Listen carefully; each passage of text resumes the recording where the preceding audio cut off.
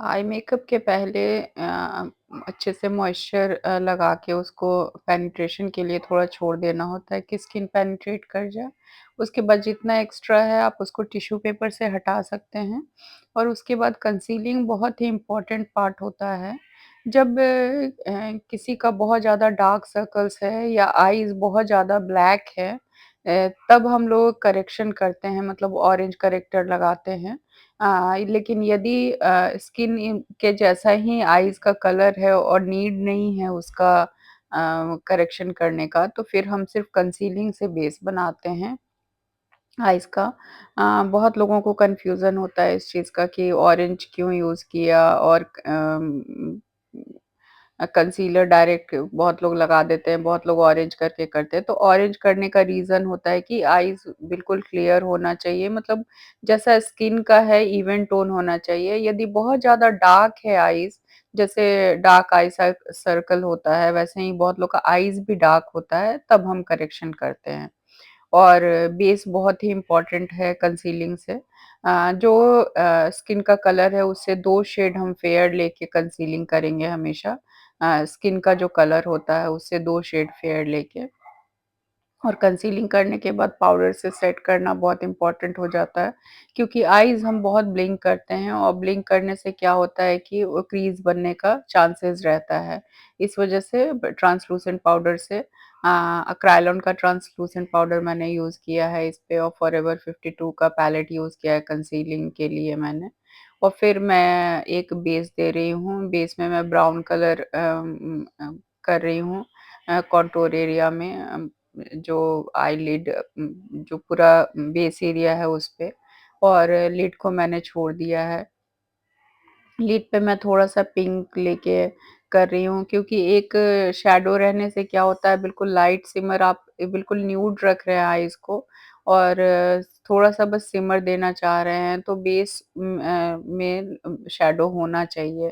नहीं शैडो होने से फिर वो सीधे कंसीलर और जो ट्रांसलूसेंट पाउडर होता है उसपे यदि हम सिमर लगा दें, तो उसका लुक अच्छा निकल के नहीं आता है। इस वजह से हम लोग हमेशा एक शेड कोई भी शैडो आप यूज़ कर सकते हैं कलर जो अकॉर्डिंग टू मेकअप हो। तो यहाँ पे मैंने पिंक जैसा थोड़ा-सा ले लिया है क्योंकि इनके ड्रेस के अकॉर्डिंग मुझे करना था और बहुत ही लाइट मैंने न्यूट्रल रखा है सारा चीज़ मेकअप को और उसके बाद फिर मैं आउटर कॉर्नर पे शिमर यूज़ किया है मैंने डियोर का और इससे आप हाइलाइट भी कर सकते हैं, हाइलाइटर पैलेट से ही मैंने निकाल के आप शिमर भी यूज़ कर सकते हैं और स्टे बहुत अच्छा रहता है और उसके बाद मैंने एक डार्क कलर उठाया है, पहले वो थोड़ा-सा एक्स्ट्रा यदि लग जाए तो आप एक बड़ा ब्रश लेके और उसको मर्ज कर दीजिए, फिर वो पता नहीं चलेगा कि कहीं पे फैला भी था कि ये नहीं और यदि इससे भी क्लीन ना हो तो एक साफ ब्रश लेके आप उसको ब्लेंड कर सकते हैं। और मैंने इंगलॉट का जेल लाइनर यूज़ किया है। इंगलॉट का ही जेल लाइनर से मैं फिर डब दोबारा इसको मैंने पहले भी इंगलॉट का ही जेल लाइनर यूज़ किया था और उसपे फिर मैंने पर्पलिश जैसा एक कलर उसपे टॉप अप किया था, उससे लॉक भी हो जाएगा और जो कलर चाहिए वो भी थोड़ा-सा आ जाता है शेडिंग आ जाता है कलर का। यदि बहुत इंटेंस मुझे पर्पल देना होता या जो भी कलर देना होता तो मैं डायरेक्ट अप्लाई कर सकती थी सीधे डैब करके लेकिन मुझे एक टिंच चाहिए था कलर का क्योंकि इनको जो मेकअप चाहिए था बहुत हेवी नहीं चाहिए था, तो मैंने बहुत सटल रखा है मेकअप को, तो इस वज़ह से और फिर लैशेज़ कर्ल करके और मेबेलिन का ही मस्करा मैंने यूज़ किया है। मस्करा बहुत ही इम्पोर्टेंट होता है, उससे क्या आइज़ ओपन-ओपन दिखता है क्योंकि लैशेज़ ऊपर आपका हो जाता है, तो आइज़ आपका बड़ा-बड़ा दिखता है और लैशेज़ ब्लैक-ब्लैक ऊपर दिखता है, तो उससे लुक बहुत ही अच्छा आता है। इस वजह से लैश को कर्ल करके और मस्करा करना है और मैंने लोअर लैशेज़ में इनको कुछ नहीं चाहिए था, तो मैंने लोअर लैशेज़ में कुछ भी नहीं किया इसलिए मैं अपर लैशेज़ में फिर से जेल लाइनर को ही अप्लाई कर रही हूँ ब्रश के बैक से और इसका एप्लीकेशन बहुत ही स्मूथ हो जाता है। किसी ब्रश से करने से अच्छा है क्योंकि वो बहुत ही सेंसिटिव पार्ट होता है आइज़ का जो लैश एरिया होता है, तो इस वज़ह से वो बहुत ही सॉफ्ट होता है ब्रश का पीछे और उसको अप्लाई करके बहुत ही स्मूथली अप्लाई भी हो जाता है और बहुत ही नीट लुक आता है। अब मैंने आई मेकअप कंप्लीट करने के बाद जो मैंने नीचे से आईज़ के नीचे से हटाया है सारा क्लीन किया है, उसके बाद मॉइस्चर एप्लीकेशन बहुत ही इम्पोर्टेंट हो जाता है। पहले मैंने वीएलसीसी का हनी यूज़ किया है, अब मैं एम्ब्रॉयलिस यूज़ कर रही हूँ, क्योंकि इनका स्किन ड्राई था और स्किन प्रिपरेशन बहुत ही इम्पोर्टेंट होता है। पहले भी मैंने लगा के छोड़ा था आई मेकअप के पहले और फिर से मैं दोबारा एप्लीकेशन कर रही हूँ। एप्लीकेशन करके आप 2 मिनट छोड़ सकते हैं यदि टाइम है आपके पास तो। वो बहुत अच्छे से पेनिट्रेट हो जाता है। मैंने एलए गर्ल का ऑरेंज करेक्टर लिया है और उससे मैं करेक्शन कर रही हूँ और बहुत ही लाइट करेक्शन मैं कर रही हूँ, आप देख रहे हैं। बहुत ही कम प्रोडक्ट में मैं बस एक डैबिंग थोड़ा-सा बस एक टिंच दे रही हूँ, ताकि कवर भी हो जाए और बहुत मेकअप भी ना लगे इन पे। इनको बिल्कुल ही मेकअप नहीं चाहिए था। तो इस वज़ह से मैं बहुत ही लाइट-लाइट कर रही हूँ। ब्रश से एप्लीकेशन यदि आप कम लेके करते हैं तो बहुत ही कम ब्रश से आता है और बहुत अच्छे से हो जाता है। फिर मैं उसको ब्लेंड कर देती हूँ ब्यूटी ब्लेंडर से हमेशा, ताकि कहीं भी कुछ एक्स्ट्रा रहे, कहीं ज़्यादा ब्रश से लग गया हो या कम लग गया हो तो ब्यूटी ब्लेंडर से बिल्कुल इवन हो जाता है। ब्यूटी ब्लेंडर से हमेशा एक बार ज़रूर कर लेना चाहिए, आप सेफ साइड में रहते हैं इसलिए। उसके बाद फिर मैंने इसको हमेशा करेक्शन के बाद कंसील करना चाहिए ताकि इवन टोन आए। इसके ऊपर यदि हम फाउंडेशन लगा देंगे तो अंदर से ऑरेंज दिख सकता है। यही रीज़न होता है कि हम करेक्शन के बाद कंसीलिंग करते हैं और मैंने लॉरियल के प्रोडक्ट से किया है कंसीलिंग। लॉरियल का मैंने दिखाया है, लॉरियल का ये है कंसीलर, तो उससे फिर मैं उसको कर रही हूँ। जो भी स्किन का कलर रहता है, वही कंसीलर पहले देना होता है करेक्शन के बाद। बहुत फेयर आप नहीं कर सकते सेम कलर का देना, क्योंकि आप फिर फाउंडेशन एक शेड दे सकते हैं एक्स्ट्रा या सेम ही दे सकते हैं, फिर आप हाइलाइट करेंगे तो बहुत सारा प्रोडक्ट हो जाता है और ये प्रोसेस करना ही करना है। यदि कवरेज चाहिए तो लाइट मेकअप भी कर रहे हैं तो प्रोडक्ट को बहुत ही कम क्वांटिटी में लगाइए और एप्लीकेशन वहीं करिए जहाँ पे बिल्कुल नीड होता है। मुझे जहाँ जहाँ नीड लग रहा था मैं वहीं वहीं कर रही थी और फिर मैं बहुत अच्छे से उसको ब्यूटी ब्लेंडर से ब्लेंड करके और कोई भी लाइन्स क्रिएट ना हो इस वज़ह से मैं पूरे फेस पे उसको मर्ज कर रही थी। मैंने नार्स का फाउंडेशन यूज़ किया है क्योंकि बहुत ही ड्राई स्किन था और मेकअप लॉन्ग लास्टिंग रखना था। लाइट ही मेकअप है बट लंबे टाइम तक टिका रहे मेकअप, तो इस वज़ह से मैंने नार्स यूज़ किया है। नार्स का क्वालिटी बहुत ही अच्छा है फाउंडेशन का और स्टे भी काफ़ी अच्छा है और ड्राई स्किन के लिए तो बेस्ट है नार्स। तो और बहुत ही लाइट कवरेज देता है इस वज़ह से कि बहुत ही केकी नहीं आपको लगेगा। यदि आपको लेयर पे लेयर चढ़ाना है तो आप चढ़ा सकते हैं, कोई इश्यू नहीं है। ब्राइडल हम लोग करते हैं तो थोड़ा हेवी ही करते हैं। बट ये क्योंकि पार्टी मेकअप था तो इस वज़ह से हमने बहुत लाइट रखा और किसको कैसा चाहिए ये बहुत इम्पोर्टेंट होता है। किसी को हेवी चाहिए होता है, किसी को लाइट चाहिए होता है, तो इनको बिल्कुल ही लाइट नेचुरल चाहिए था तो इस वज़ह से मैंने और ये प्रोडक्ट लगा के देखिए कितना अच्छे से ग्लो आ रहा है और मैंने हाइलाइट करने के लिए टू फेस्ड का प्रोडक्ट यूज़ किया है। यदि आपको प्रोडक्ट नॉलेज चाहिए होगा तो आप मुझे बोलिएगा, मैं अलग से एक प्रोडक्ट के लिए वीडियो बना सकती हूँ। उसके लिए कि आपको कौन-कौन सा प्रोडक्ट चाहिए होना चाहिए एक मेकअप आर्टिस्ट के पास या बिगिनर्स के पास।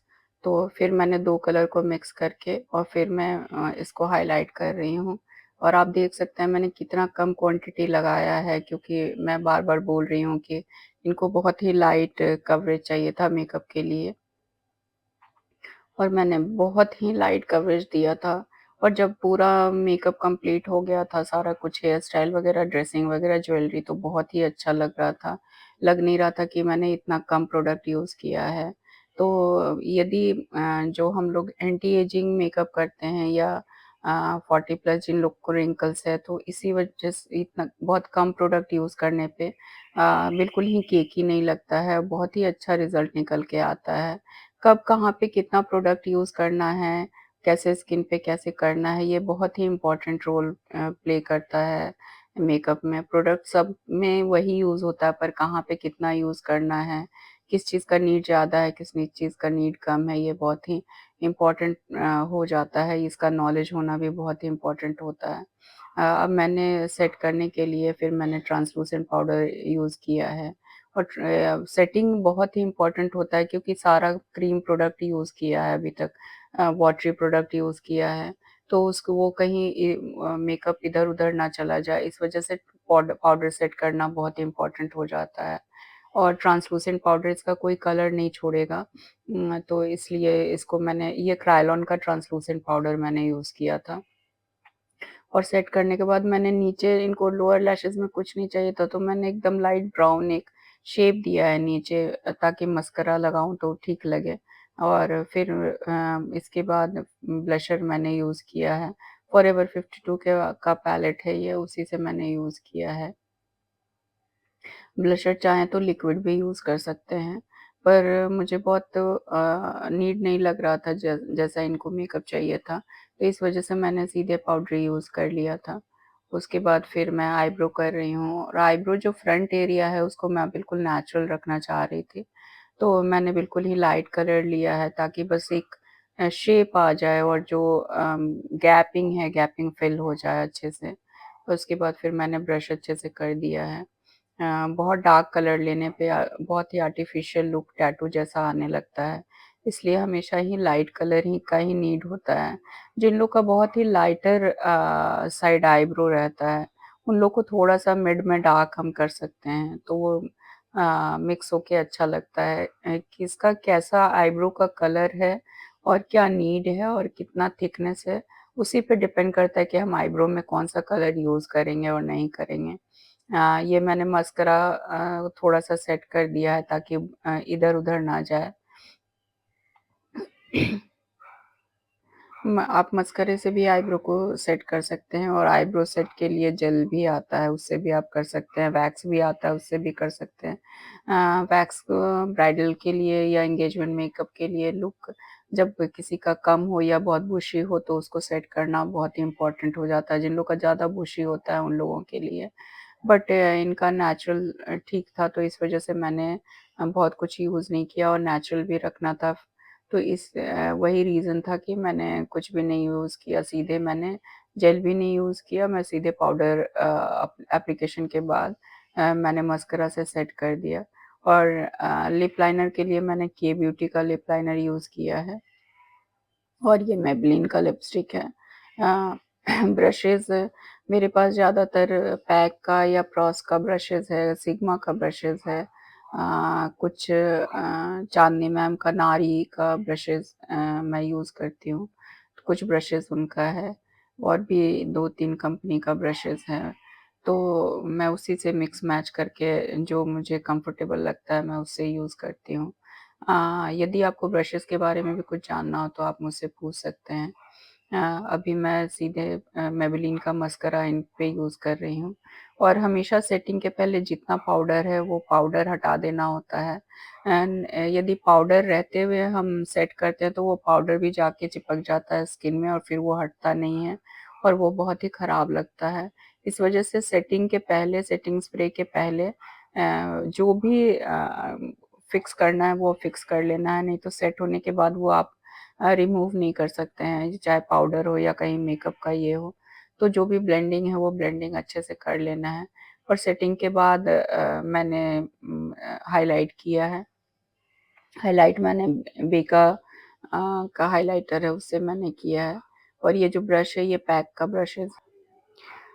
यदि आपको मेरा मेकअप अच्छा लगता होगा तो प्लीज़ लाइक एंड सब्सक्राइब करिएगा और कुछ यदि आपको नॉलेज चाहिए ब्रशेज़ के बारे में या प्रोडक्ट के बारे में या क्लासेस के बारे में तो आप मुझसे पूछ सकते हैं और मुझसे जो बन पाएगा मैं कमेंट आप करिएगा फिर मैं आपका रिप्लाई ज़रूर करूँगी और फिर मैं उस पे वीडियो बना दूँगी यदि आपको नीड रहेगा तो। यदि वीडियोज़ अच्छा लगता हो तो प्लीज़ लाइक एंड सब्सक्राइब और शेयर करिएगा। Thank you so much.